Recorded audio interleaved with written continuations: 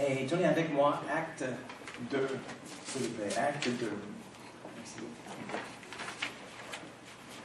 J'ai commencé la semaine passée avec un petit enseignement du Saint-Esprit, le baptême du Saint-Esprit. Et on a vu le baptême du Saint-Esprit. Jésus il parle avec la femme au puits en Jean chapitre 4. Et à propos du puits, l'eau vivante au-dedans, que chacun qui croit en Jésus, on reçoit Jésus. Et quand on reçoit Jésus dans nos cœurs, on reçoit le Saint-Esprit. Parce qu'on dit, c'est comment dire, Jésus vit en moi. Mais littéralement, Jésus est au ciel et son esprit, c'est son esprit qui vit en nous, le Saint-Esprit. Alors, on a reçu le Saint-Esprit quand on acceptait Jésus. Mais il y a une autre chose après le salut, après le baptême du Saint-Esprit, et nous sommes pleins du Saint-Esprit, remplis du Saint-Esprit, et on va regarder ça, plus de ça aujourd'hui. Je vais à Acte 1. Jésus parle avec tout le monde. Et verset 5. Car Jean a baptisé d'eau, mais vous, dans peu de jours, vous serez baptisés du Saint-Esprit. Verset 8, il a dit, mais vous recevrez une puissance, le Saint-Esprit survenant sur vous, et vous serez mes témoins à Jérusalem, dans toute la Judée, dans la Samarie, et jusqu'aux extrémités de la terre. Et maintenant, acte 2.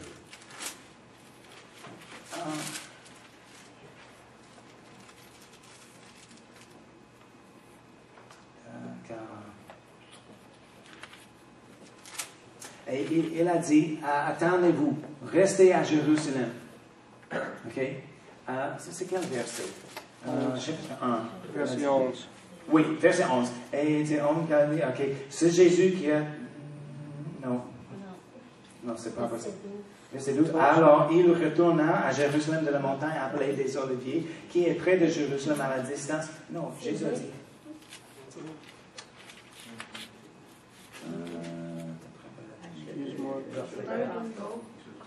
4. Verset 4, merci. Oh, oui, excuse. Oui. Comme il se trouvait avec eux, il leur recommanda de ne pas s'éloigner de Jérusalem, mais d'attendre ce que le Père avait promis, ce que je vous ai annoncé. L'un, c'est quoi? Car Jean baptisait d'eau, mais vous, dans peu de jours, vous serez baptisés du Saint-Esprit. Il a dit, restez à Jérusalem. Jésus parle aux disciples. Et il a dit, ce n'était pas une bonne idée. Oh, je pense que c'était une bonne idée si vous restez dans Jérusalem, restez là. Non, c'est vraiment une commande. Et ils ont déjà reçu le Saint-Esprit parce que, regardez, une fois de plus, Jean 20. En Jean 20, les disciples étaient là, ensemble. Oui. Verset 21, Jésus leur dit de nouveau, la paix soit avec vous, comme le Père m'a envoyé.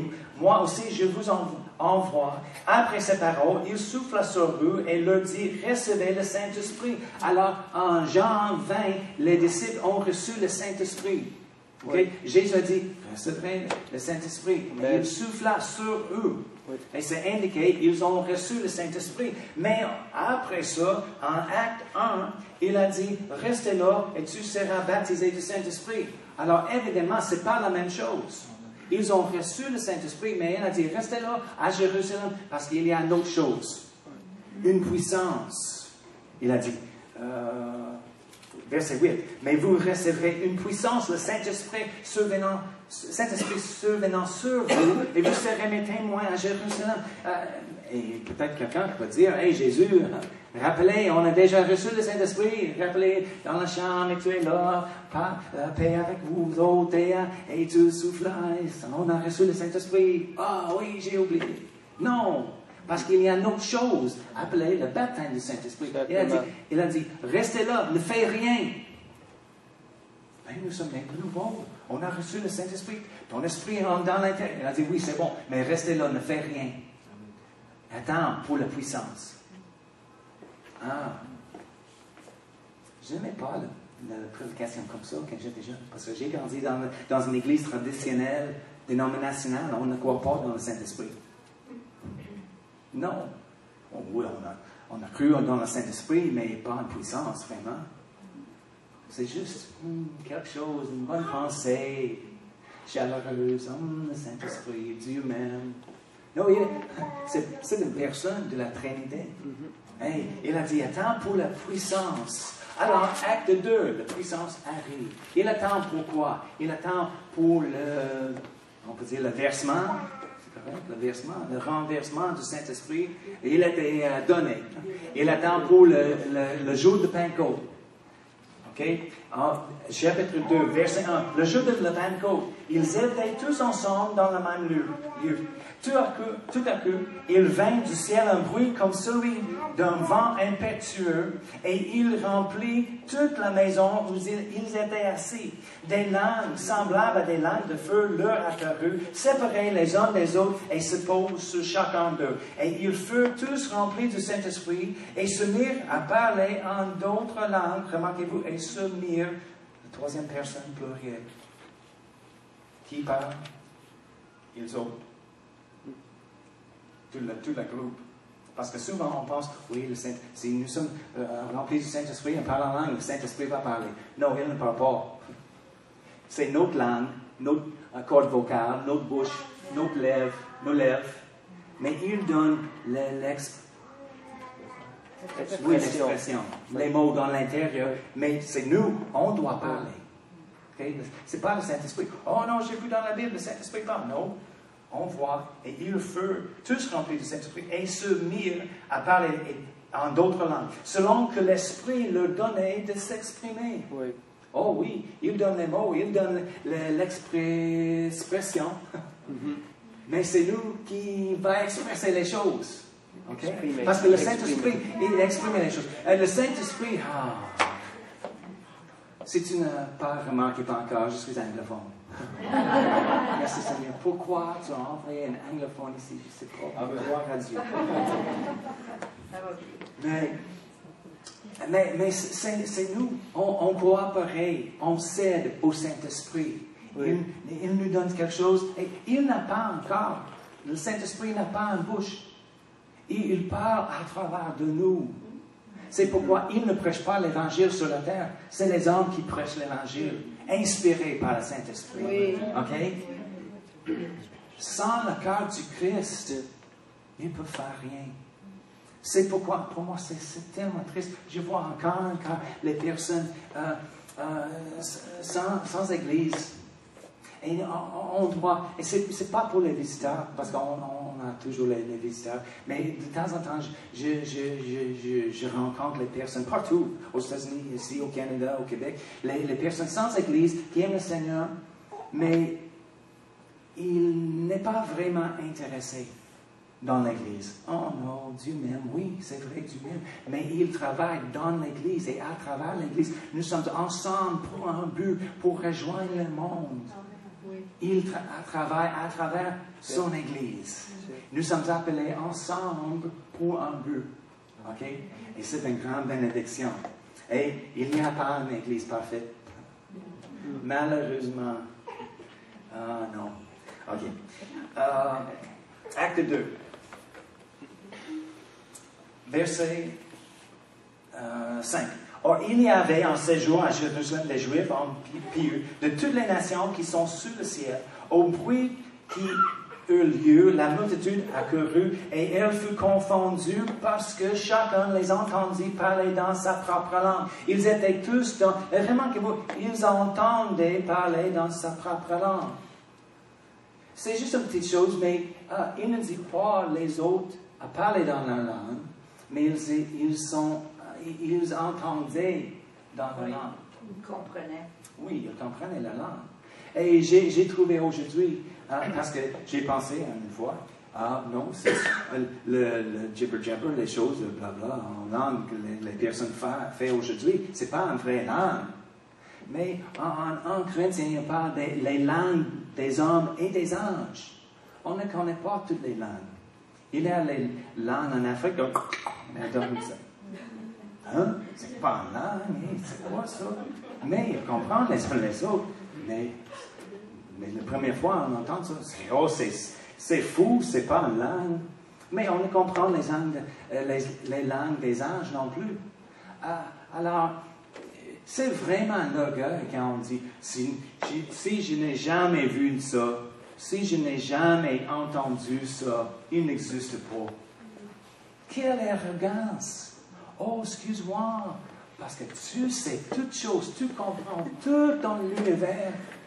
Non, on comprend plus en plus dans le Seigneur. Il explique plus en plus avec le Saint-Esprit dans l'intérieur. On voit plus en plus dans la parole de Dieu. C'est une révélation progressive. Gloire à Dieu. On peut grandir dans notre foi et dans notre connaissance dans la Bible en tout temps. Et jusqu'à on pense, hey, j'arrive. Attention. Parce qu'il y a toujours plus en Dieu. Il y a toujours plus. Oh oui, j'ai vu ci et ça, et je comprends aussi, et toutes les doctrines, et il y a toujours plus. Gloire à Dieu. Alors, ils ont parlé en langue. Tenez avec moi à Jean. J'ai pensé, aujourd'hui, bien sûr, je vais compléter le message d'aujourd'hui. Continue avec un autre. Qu'est-ce que j'ai dit? Jean 14. Jean 14.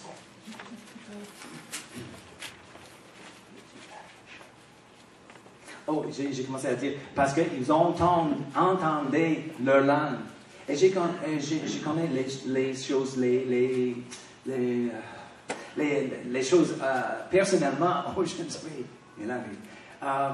Les personnes qui prient en langue, dans les autres langues, et une autre personne a entendu leur langue. Un ami de nous, il était à l'hôpital pour prier pour une madame. Et elle était là à l'hôpital, c'était grave, et elle était italienne. Et il était là, le monsieur, pour notre ami, pour prier pour elle. Elle dit, c'est correct, je vais prier pour la guérison et les choses. Il dit, oui. Il a prié en anglais. Et ensuite, après, il a prié en langue. Et après, elle a dit Amen, et c'était fini. Elle a dit, oh, tu m'as dit pas que tu es italien, tu parles bien en italien. Elle dit, je ne parle pas en italien, je ne comprends pas rien en italien. Tu as prié en italien? Elle dit, oh, vrai? C'est vrai? Qu'est-ce que j'ai dit? Elle a dit, tu m'as dit, soyez guéris, ayez la foi en Jésus et soyez guéris. Oh oui, c'est intéressant. Parce qu'il a prié en langue, juste comme d'habitude, et il ne comprend pas les mots, mais elle a entendu les choses en italien. Une autre fois, un monsieur arrive à Kenneth après le réunion, elle a dit, je ne savais pas que tu comprends l'hébreu. Tu parles en hébreu. Oh, parfait. Parce que je parle en hébreu, et les choses, c'est rare de trouver quelqu'un qui parle en hébreu comme ça. Il dit, non, je ne comprends pas l'hébreu, je ne parle pas. Non, tu as dit quelque chose en hébreu, c'est parfait. Elle dit, qu'est-ce que j'ai dit? Elle a répété les mots, elle dit, je comprends rien. Parce qu'il a compris dans... Si le Seigneur, si le Saint-Esprit, il peut agir dans nos cœurs et dans nos bouches, il peut agir dans nos oreilles aussi. Amen. Alors, où es-tu? Jean 14, oui. Jean 14, verset 16 et 6. Jésus a dit, « Et moi je prierai le Père, et il vous donnera un autre consolateur, afin qu'il demeure éternellement avec vous, l'Esprit de vérité, que le monde ne peut recevoir, parce qu'il ne le voit point et ne le connaît point. Mais vous le connaissez, car il demeure avec vous, en Jésus, et il sera en vous. » C'était avant le jour de Pentecôte. Et remarquez-vous que le monde ne peut recevoir. Oui, c'est vrai, parce que le monde qui ne connaît pas Dieu, qui ne connaît pas Jésus, leur besoin est de recevoir Jésus. C'est facile. Et tout le monde, il y a tellement de personnes dans le monde qui pensent, oh, si toutes mes bonnes œuvres sont plus pesantes, plus que mes mauvaises œuvres, je peux monter au ciel. Non, ce n'est pas le péché dans nos vies, ou les mal, ou le bon. Non, ce n'est pas les choses qui nous gardent du ciel. C'est correct? Okay. Non, c'est Jésus.